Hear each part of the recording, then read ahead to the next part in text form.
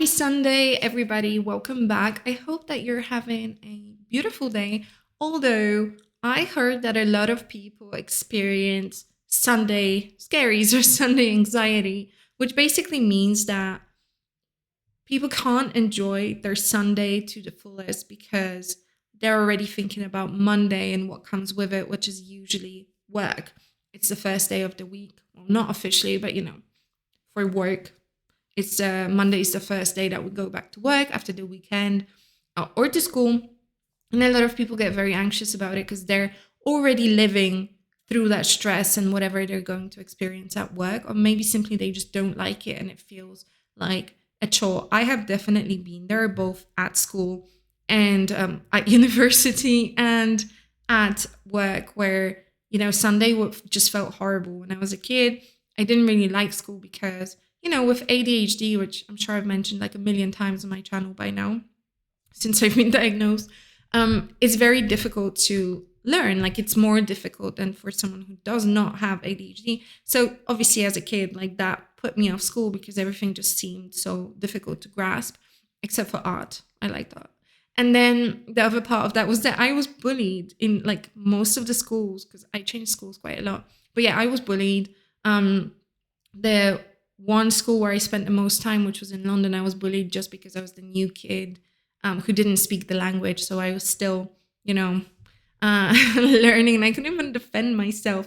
And the funniest thing is that I would understand the insults other kids said to me like 3 or 4 months later when I learned some English, and I was like, I can't believe they said that to me. So yeah, I didn't like school. And then, when I went to work, I also didn't like it.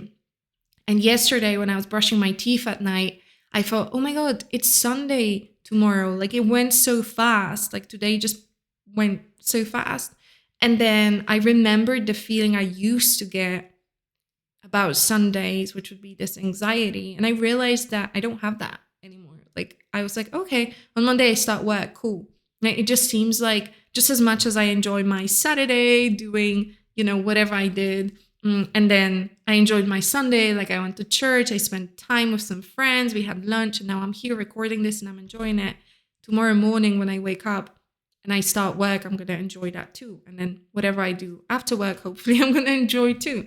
So obviously, like, stress comes, and I'm not saying it's a perfect, copywriting is like the perfect job, but I just like reflecting on that and seeing the difference that it makes. And I think a big part of that is also that I don't have to go into an office, because if you ask me to do the same job but show up at an office at 9 a.m. every single day, I think we'd have a problem. But this is fine. I'm okay with that.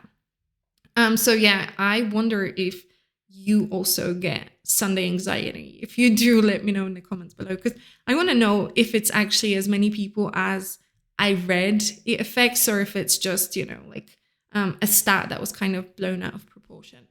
So yeah, that's kind of my reflection on Sunday, but it's not what I want to talk about today. What I wanted to talk about in this video, and I come up with my topics on the day, or like literally just before I sit down to talk, because I wanted to try this like way of doing things. I don't like planning. I don't like reading from a script. I don't like kind of too much prep on whatever. I just like to sit down, get my mic on, get my webcam on, and just talk, and then upload it. And hopefully it's gonna make its way to some ears that need to hear some of what I have to say. So that's kind of the aim. And just before, I sat down, I was like, I don't really have a topic for today. I just didn't have anything specific on my mind. And then I was actually thinking about what the pastor said at the church. And he talked about having high standards, like not just in the way we act, like when we go out or when we're at work or whatever, but also in the way like we think about people, or, because sometimes, for example, you can, be very nice to someone like face to face, but in your heart, like you can be resentful or hateful towards them. So he was more referring to that, keep high standards for yourself outwardly and also inwardly. Now, obviously, he's not implying that we should be perfect or whatever, because we can't, but we should try our best or aim as high as we possibly can, hold up like high standards for ourselves. And this got me thinking about copywriting and freelancing, and especially young people who I've seen just come into this industry. Since I started this channel, I have had the great opportunity and privilege really to connect with a lot of people that want to get into online marketing or copywriting, email marketing. And they come in like wide eyed, and, they're normally young, like they don't want to go to college, or maybe they're a little bit older and they have a job that they hate. But this usually like relates to people that are just new and they don't have a lot of experience, maybe working face to face with clients, or like serving others in their work, or they have done that and they've come to resent it because they had the unfortunate they've been in an unfortunate place where the people they were serving were just nasty, or unfair or whatever. And I know this happens a lot in customer service, restaurants, and the hospitality industry. So if you're in that, I feel for you and I understand. But going back to my main point is I see this a lot, that people come in and they don't hold very high standards for themselves. Now, I know you're probably thinking about something else than what I'm about to say. And this is going to ruffle some feathers, but I see a lot of this entitled attitude. Like, ooh, I'm coming in and I'm doing this amazing skill and I should get paid X, Y, and Z for that. And, like make 10,000, 20,000 a month, and expecting like a client to keep you on a retainer for like 7 grand or something. But then the standard of the work, the person and the service that the person wants to provide is actually way beyond what you would expect for that money. It's like there's this, I don't know where it came from, but there's this idea in the world of online marketing that you can get away with being a bit of no, I don't want to say anything offensive, but yeah, just coming in with this entitled attitude and believing that you can just provide like a mediocre service or low service and not do your best and kind of just get by doing the bare minimum, and in exchange you will get paid a lot of money. Now the problem with that is, yes, it can happen sometimes. You will land a client who's going to pay you whatever you want, and then you can just kind of do whatever, chat GPT and whatever, and maybe the client will never know and they'll think you're doing a great job, but that you're literally using like the most basic tool, and that they could do that themselves for free, but you think, well, they're paying me for my time and whatever. So this is what I see a lot, and I've seen a lot of people try to be like smart, like, oh, what's the like path of least resistance for me to get what I want? And they don't explicitly lie to clients or to other people, but they will not tell the truth, even not explain really what they're doing, and not be fair with their pricing or their expectations from the client. And then this shows up in two ways. So like the standard of like, how do I treat this client? And then the standard of what kind of work do I deliver, right? Because I know, and like, I'm not perfect. I've done this myself where I was just having a bad day or a bad week, a bad month or whatever. And I had the client and I was doing their project and I just couldn't give it my all. And I was looking for, I knew that I was taking shortcuts, but I just didn't feel I had it in me to not take those shortcuts. And, I was like, they're not going to know that I'm doing that. Like, I don't need to tell them. But then in the end, this is what lowers our standards as professionals. And then, it lowers the standards of your work. And then, eventually I do think that these things come out, because all it takes is for someone else to treat your client better. And then they realize that actually your standard was pretty low. It's like, if you get into a relationship for the first time in your life, maybe you don't know what it should be like, even with friendship or even with work. You can go to work and then maybe your manager practices mobbing. Like, you never know. But because you've never been in that situation, you will accept it as normal until you experience something else. And then you realize, wait a minute, this is not normal. Like, I don't ever want that. Now I know it's wrong because I've experienced the good side of that. And I think this is what happens with clients as well. Like they will accept what you're taking unless they've experienced something better, and they'll just be like, no way, like you're not doing this to me. But they might just be like, okay, like this is fine. And then someone else comes along and shows them. It could be a different freelancer, not even a copywriter. It could be someone that just does a better job at the way they treat them and the amount of diligence they put into the project. And then all of a sudden you become exposed for your ways, and you appear as someone who is, just slacking and lacking professionalism and not really willing to put in 110% into the project. So I always think that we should keep very high standards for ourselves. And that's when we can expect our clients to,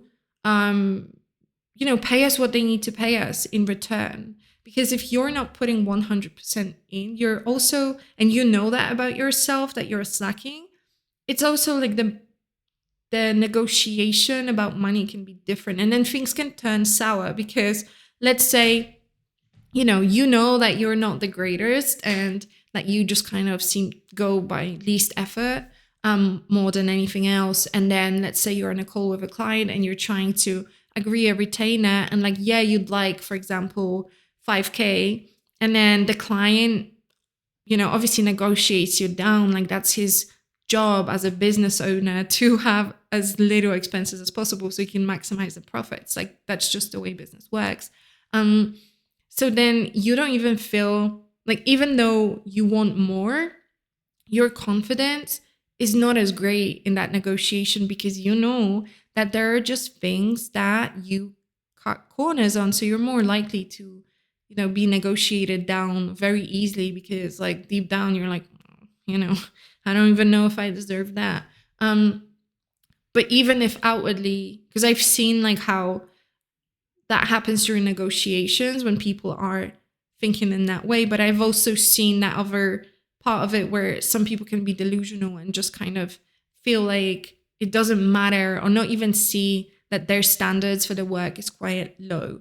And, I don't believe that it's your client's fault that you're unable to, like, for example, if my standard of work is higher than yours, and I'm not saying it is because it doesn't have to be, but if my standard of work is higher than yours, and let's say, I put in a lot of time into the research and then I write the copy, but it still takes me relatively less time than it would take you, because I'm just, I'm just quicker or whatever, and I'm more experienced, so it's just easier for me.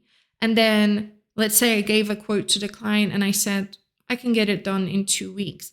And then you speak to the client later and he says, she said she could do it in 2 weeks. And you know that to do it to a good standard, you would need at least a month. But then you don't want to seem like you're going to take so long. So you say, okay, I'm going to do it in 2 weeks, but then you sacrifice the standard of your work. Like, I don't think that's something that you should do, because it's not your client's fault that your skill set is different or whatever, that you need more time. And then you decide to cut a corner. And even though like he's paying you for your best work, it's not going to happen. I don't know if that makes sense, but I hope so, because there are like different situations where we're faced with that kind of dilemma of how to keep up a good standard or how to keep a high standard when we're working. And especially, it gets very tempting when, and this is another situation that happens a lot, is that you'll have, for example, multiple clients, and that taking another client on will mean that you're going to sacrifice the way you perform for a different client, but the money is tempting, so you take them on, and then you have lowered your standards because you don't really have a plan on how to deliver your best work to all of them.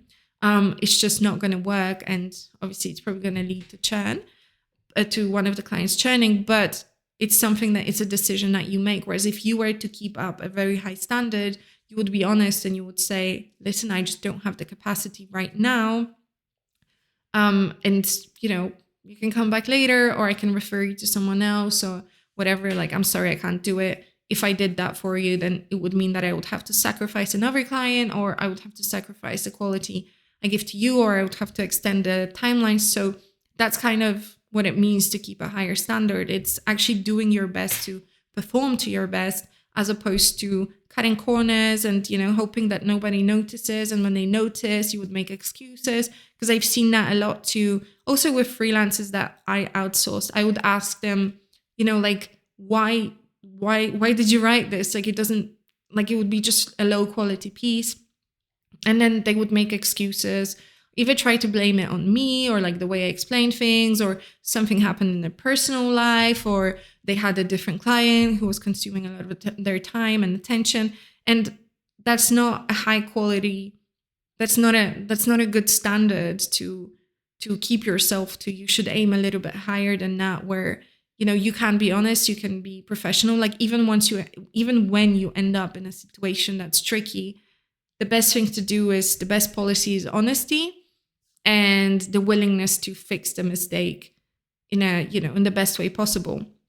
But yeah, what I see people do the most is just have this purely like money focused thing, where they don't understand that you should be focused on your work more than you're focused on the money, because the money like is a byproduct of your work. Like, it's coming as an exchange of your service. And if your service is of low quality, then you can't really expect people to pay you as much as you would like to be paid. And then, you can't just follow the money, because then you start disregarding the standards that are, not just around the money, but they're like subtle things around the project, like the way how quickly do you respond to your client? Do you keep to deadlines? Do you show up to calls? Do you offer help when they ask for things? Or do you tell them they need to pay more if it's, like a simple question or something that you could easily answer? And it's just kind of, I'm not saying you should allow people to take advantage of you, because that's not good either. But then don't be on the other side of that, where you're taking advantage of people, because that also happens a lot. And trust me, there are a lot of businesses that are new, or the business owner is just a little bit soft, and they will not see it, and they will, allow themselves to be taken advantage of, sometimes even without knowing. So I think that's definitely something to think about. And the way it looks in reality, and for example, for me, I would often say to my clients, like, or not even say it, but that's the way I thought about their business. I thought about their business as if it was my own business. Doesn't matter how much they were paying me. Like, if I agreed to a certain fee, even if it's lower than maybe what it should be, it's like, I made this agreement and I made this commitment. And this shouldn't mean that all of a sudden I'm going to deliver lower quality work because I realize, oh, actually, they should be paying me more, or whatever. Or if I agree to, let's say, 2K for a project that I think is going to take me a week, but then in reality it takes me 3 weeks, like, I can't, why does it take me 3 weeks? Like, what's the discrepancy? It's just that I misjudged how long it would take me. It's my fault. So that's why I still need to deliver my best work, still need to show up, still need to do be very diligent, and still treat the client as if it's a VIP client, just because I agreed to that. And, where is the fault on their side? It's not. Unless, the project is taking longer than it should be because of your client, and it's very clear, because they sometimes do that. Like, they won't give you the information. They're going to be changing things around, like halfway through the project. They want to pivot completely. But then, of course, you can talk about the money again and ask them to pay you more for your time or whatever, because it's clear. But if it's from your misjudgment, then it doesn't make sense to mistreat the client based off of that. So yeah, treating your client's business as if it's your own business really gives you a different sense of respect for them.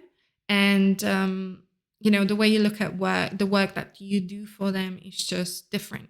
And I think that's the best way to describe it. I mean, I don't know you can tell me what you think about it. This doesn't have to be a one-way conversation.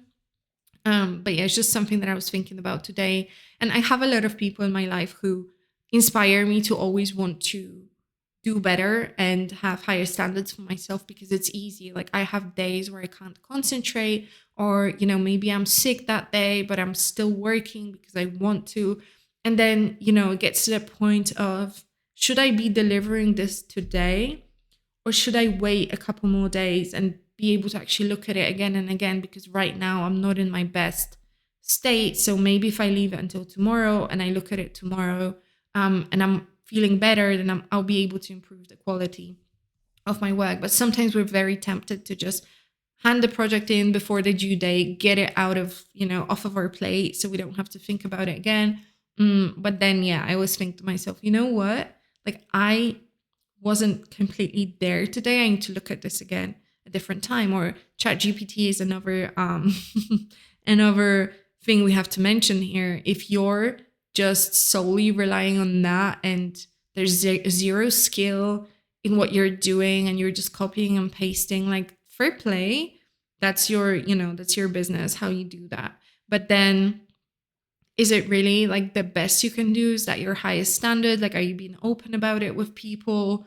Are you making sure that even though it's coming from ChatGPT, it's still high quality copy?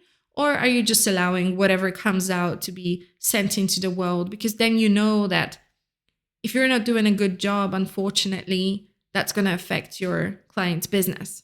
So beyond, the fact that they're paying you money that they earned, which is not to be taken lightly, because you don't know how much sweat went into that money. Don't just assume that your clients are like a piggy bank, that they make their money very easily. And then, it doesn't matter if they give you 1,000 or 10,000 or whatever, because yeah, everyone works for their money and we should respect that. And then also, I had another thought that I lost somewhere. But yeah, that's kind of what I'm thinking today. And I'm going to end it here because I don't think I need to say anymore. And so thanks so much for watching. If you made it to the end, let me know in the comments, or if I lost you halfway through or whatever, you're not even listening to this, so it doesn't matter what I say. But hopefully I'll see you in the next video. If we're doing good, then that's going to be tomorrow, because I've been posting daily. And I also want to say, since I'm doing announcements, I will probably be talking about more things than just copywriting coming up, because as a content creator, I like to express myself in different ways, but I've only kept this channel, on one topic, copywriting. But I do think that it's going to be more fun and engaging for me, and hopefully for the audience and the community that is a part of this channel, to hear and, just play around with different topics and whatever. So that's what's coming up. But yeah, if you have any questions, leave them in the comments below, because I will be answering them in the future videos. And anything else, any thoughts, feel free to comment. And I'll see you in the next video. Bye.